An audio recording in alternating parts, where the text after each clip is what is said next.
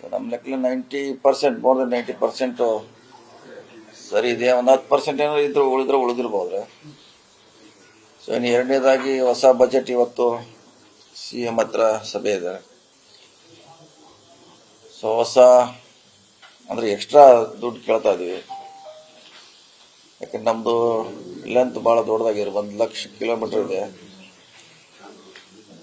So ಹಿಂದೆ 13ರಲ್ಲಿ ಇರುವಂತ budget ಇವತ್ತಿಗೂ ಸೇಮ್ ಅದೇ ಇದೆ. ನಮ್ದು 10 ವರ್ಷ ಏನ್ ಹಿಂದಿದೆ ಇವತ್ತು ಕೂಡ ಅದೇ ಇದೆ.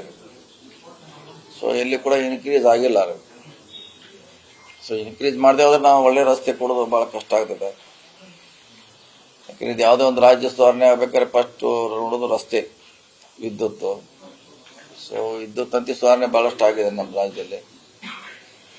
ರಸ್ತೆ ಸುಧಾರಣೆ ಬಹಳ ಅವಶ್ಯಕತೆ ಇದೆ ಈಗ. ಸೊ ಅದಕ್ಕೆ ಜಾಸ್ತಿ ಕೊಡ್ತಾ ಇದೀವಿ. ಮತ್ತು ಬ್ರಿಡ್ಜಸ್ ತಗೋತಾ ಇದೀವಿ ಮತ್ತೆ ಈ ಸಾರಿ ಕೂಡ. ಕಳೆದ 10 ವರ್ಷಗಳಿಂದ ಬ್ರಿಡ್ಜ್ ನಮ್ಮ ರಾಜ್ಯದಲ್ಲಿ ಆಗಿರ್ಲಿಲ್ಲ. ಕಳೆದ ಸಾರಿ CM ಅವರು ಬ್ರಿಡ್ಜ್ ನಮ್ಗೆ ದುಡ್ಡು ಕೊಟ್ಟಿದ್ರು. ಇದು ಸಲ ದುಡ್ಡನ್ನ ಬ್ರಿಡ್ಜ್ ಕಂಟಿನ್ಯೂ ಮಾಡುತ್ತಾ ರಿಕ್ವೆಸ್ಟ್ ಮಾಡ್ತಾ ಇದೀವಿ. ನಮ್ಮ ಇಲಾಖೆ ಬಹಳ ಪ್ರಾಮುಖ್ಯತೆ ಒಂದು ಕಾಲು ಸಂಪ ಫುಟ್ ಬ್ರಿಡ್ಜ್ ಮಲೆನಾಡು ಭಾಗದಲ್ಲಿ 12 ಜಿಲ್ಲೆಗೆ ನಾವು ಬಂದು 2 ವರ್ಷದಲ್ಲಿ ಸುಮಾರು 200ಕ್ಕೂ ಹೆಚ್ಚು ಫುಟ್ ಬ್ರಿಡ್ಜ್ ಮಾಡಿದ್ದೇವೆ. ಈ ಸಾರಿ ಕೂಡ 200 ತಗೊಳ್ಳುವಂತ ಯೋಜನೆ ಇದೆ ಈ ವರ್ಷ.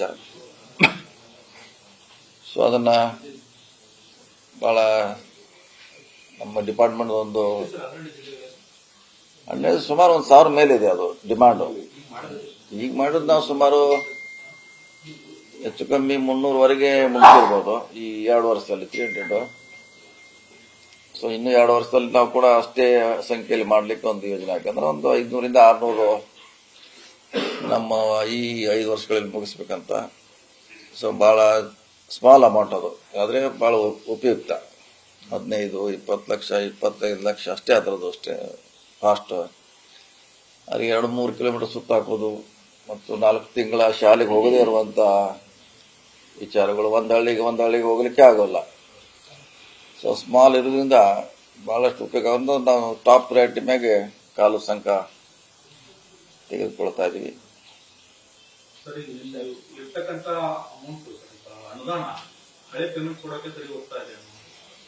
ಇಲ್ಲ ನೋಡಿ, ಇವತ್ತು ಮಾಡಿದ್ರೆ 2 ವರ್ಷ ಬೇಕಾಗ್ತೈತೆ ಅದು ಪೇಮೆಂಟ್ ಮಾಡ್ಲಿಕ್ಕೆ. ಅದು ಇವತ್ತು ಮಾಡಿದ್ ಇವತ್ತಾಗಲ್ಲ, ಅದು ಡಿಲೇ ಆಗ್ತಾನೆ ಇರ್ತೈತೆ. ಸೊ ಹೀಗಾಗಿ ಇವತ್ತಿನ ನಾವು ಈಗ ಬರುವಂತ ದುಡ್ಡನ್ನ ಹಳದಕ್ಕೆ ಕೊಡ್ತೀವಿ ನಾವು ಹೆಚ್ಚು.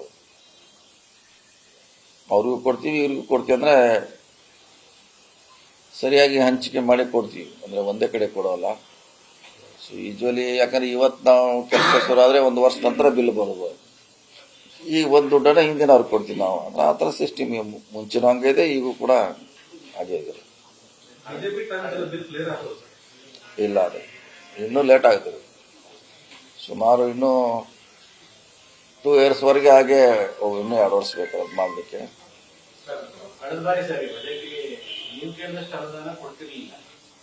ಬಜೆಟ್ ಆದ್ಮೇಲೆ ಸರಿ ಹೋಗ್ಬೋದು, ಹಣಕಾಸಿನ ಪರಿಸ್ಥಿತಿ ನೆಕ್ಸ್ಟ್ ಬಜೆಟ್ ನೋಡೋಣ ಅಂತ ಮುಖ್ಯಮಂತ್ರಿಗಳು ಕೂಡ ಹೇಳ್ತೀವಿ. ಈಗಲೂ ಸರ್ಕಾರದ ಹಣಕಾಸು ಪರಿಸ್ಥಿತಿ ಹಂಗೆ ಇದೆ ಸರ್. ಇಂಪ್ರೂವ್ ಆಗ್ತದೆ. ವರ್ಷ 10% ಅಂತ ಗ್ರೋತ್ ಆಗೇ ಆಗ್ತದೆ. 10% ಗ್ರೋತ್ ಆಗ್ತದೆ. ಹಣ ಜಾಸ್ತಿ ಬಂದೇ ಬರ್ತದೆ. ಲಾಸ್ಟ್ ಟೈಮ್ ನಮಗೂ ಹೇಳಿದ್ರಲ್ಲ, 2,000 ಕೋಟಿ ಬ್ರಿಡ್ಜಸ್ಗೆ ಎಕ್ಸ್ಟ್ರಾ ಕೊಟ್ಟಿದ್ರು. 10 ವರ್ಷದಲ್ಲಿ ಯಾರೂ ಕೊಟ್ಟಿರಲಿಲ್ಲ, ಯಾವ ಸರ್ಕಾರ ಕೂಡ. ಸೊ ಹಿಂದಿನ ಸಾರಿ ಅಪೆಂಡಿಕ್ಸ್ ಇದಲ್ಲಿ ಕೂಡ 4,000 ಕೋಟಿ ಎಕ್ಸ್ಟ್ರಾ ಕೊಟ್ಟಿದ್ರು. ಸೊ ಅದನ್ನ ಈ ಸಲ ಕಂಟಿನ್ಯೂ ಮಾಡುತ್ತಾ ಮತ್ತೆ ರಿಕ್ವೆಸ್ಟ್ ಮಾಡ್ತಾ ಇದೀವಿ. ಎಕ್ಸ್ಟ್ರಾ ಕೊಟ್ಟಿದ್ದಾರೆ ನಮ್ಮ ಇಲಾಖೆ, 4,000 ಕೋಟಿ ಎಕ್ಸ್ಟ್ರಾ ಕೊಟ್ಟಿದ್ದಾರೆ. ಜಾಸ್ತಿ ಮಾಡಿದ ಹತ್ರ ಇಲ್ಲ, ಪ್ರಶ್ನೆ ಇಲ್ಲ. ಸದನ್ನಲ್ಲಿ ಕೂಡ CM ಅವರು ಹೇಳಿದ್ದಾರೆ, ನಾವು ಕೂಡ ಹೇಳಿದೀವಿ. ಅದು ರೈಟಿಂಗ್ ನಲ್ಲೇ ಇದೆ, ಹೆಚ್ಚು ಮಾಡಿ ಹೋಗಿದ್ದಾರೆ.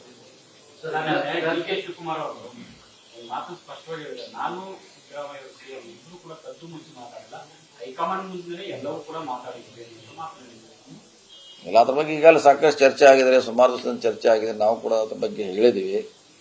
ನಾವು ಪದೇ ಹೇಳಿದ್ರಾಗೇನೋ ಅರ್ಥ ಇಲ್ಲ. ಸಂಬಂಧಪಟ್ಟವ್ರು ಹೇಳಿದ್ರೆ ಅದಕ್ಕೆ ಮಹತ್ವ ಬರ್ತೈತೆ. ಸಂಬಂಧಪಟ್ಟವ್ರು ಹೇಳಿದ್ರೆ ಒಳ್ಳೇದು. ಅದಕ್ಕೆ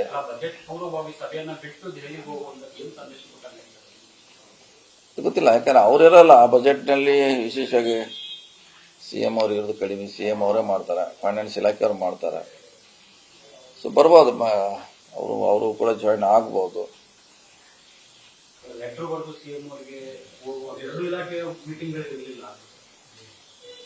ಇಲ್ಲಿ ಕೂಡ ಅವ್ರ ಅಧಿಕಾರಿಗಳಿಗೆ ಡೈರೆಕ್ಷನ್ ಕೊಟ್ಟಿರ್ತಾರೆ, ಈ ತರ ಮಾಡಿ ಅಂತ ಮಾಡ್ತಾರೆ. ಒಂದು ಸಾರಿ ಆಬ್ಸೆಂಟ್ ಆಗ್ತಾರೆ, ಆಗೋಲ್ಲ ಅಂತೇನಿಲ್ಲ. ಮಂತ್ರಿಗಳು ವಿದೇಶಕ್ಕೆ ಹೋಗಿರ್ತಾರೆ ಅಥವಾ ಬೇರೆ ಎಲ್ಲೇ ಕಾರ್ಯಕ್ರಮಕ್ಕೆ ಹೋಗಿರ್ತಾರೆ, ಅವರು ಮುಖ್ಯಮಂತ್ರಿ ಅನುಮತಿ ಪಡೆದು ಗೈರಾಜರಾಗುವಂತ ಪದ್ಧತಿ ಇದೆ.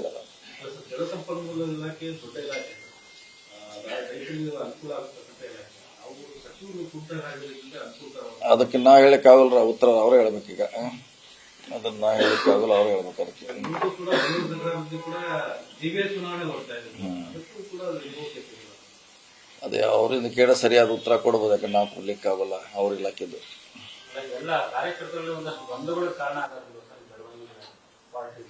ಹಾಗೆ ಆಗ್ತದೆ, ಆಗೋಲ್ಲ, ಹಾಗೆ ಆಗ್ತದೆ. ಒಂದು ಸರಿಪಡಿಸುವಂತ ಕೆಲಸ ಮಾಡಬೇಕು ವರಿಷ್ಠರು, ಹಿರಿಯರು.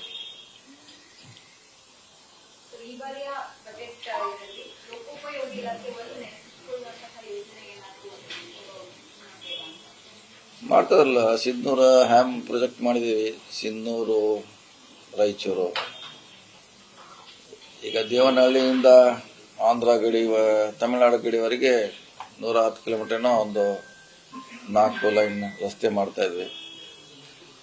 ಸೊ ಕೆಶಿಪ್ನಲ್ಲಿ 11ವರೆಗೆ ತೊಗೊಂಡಿವಿ. ಕೆಶಿಪ್ನಲ್ಲಿ ಸೊ ಮಿನಿಮಮ್ 70, 80, 100 ಕಿಲೋಮೀಟರ್ ಒಂದೇ ಸ್ಟ್ರೆಚ್ ತೊಗೊಂಡಿದ್ದೀವಿ.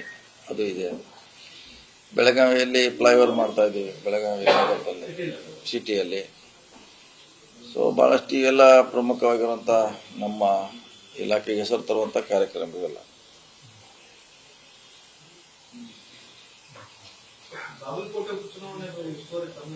ಇಲ್ಲ, ಉಸ್ತುವಾರಿ ಏನಿಲ್ಲ, ನಮ್ಮ ಡ್ಯೂಟಿ ಇದೆ, ನಮಗೆ ಮಾಡ್ತೀವಿ.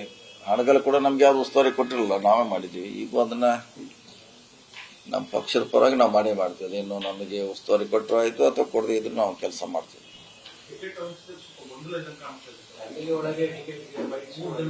ಗೊಂದಲ ಇದೆ. 4 ಜನ ಇದ್ದಾರೆ, 4 ಜನ ಆಕಾಂಕ್ಷಿಗಳಿದ್ದಾರೆ. ಅದು ಆದಷ್ಟು ಬೇಗ ಸರಿ ಮಾಡ್ಬೇಕಂತ ಅಲ್ಲಿ ಕಾರ್ಯಕರ್ತರ ಒತ್ತಡ ಇದೆ. ಯಾಕಂದ್ರೆ ದಿವಸ ಒಂದು ನಾನು ಅಭ್ಯರ್ಥಿ, ನಾನು ಸ್ಪರ್ಧೆ ಮಾಡ್ದು ಅಂತ ಹೇಳ್ತಿದ್ದಾರೆ. ಕಾರ್ಯಕರ್ತರಲ್ಲಿ ಗೊಂದಲ ಆಗಿದೆ. ಸೊ ಅದನ್ನು ಆದಷ್ಟು ಬೇಗ ಇತ್ಯರ್ಥ ಆಗಬೇಕು. ಅಲ್ಲಿ ಬಾಗಲಕೋಟೆ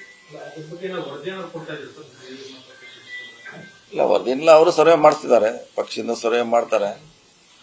ಸೊ ಯಾರು ಗೆಲ್ತಾರ ಅವ್ರಿಗೆ ಕೊಡ್ತಾರೆ. ಸೊ ಅಲ್ಲಿವರೆಗೆ ನೋಡೋಣ, ನಾನು ಕೂಡ ವಿಸಿಟ್ ಮಾಡ್ತೀನಿ ಬಾಗಲಕೋಟೆ.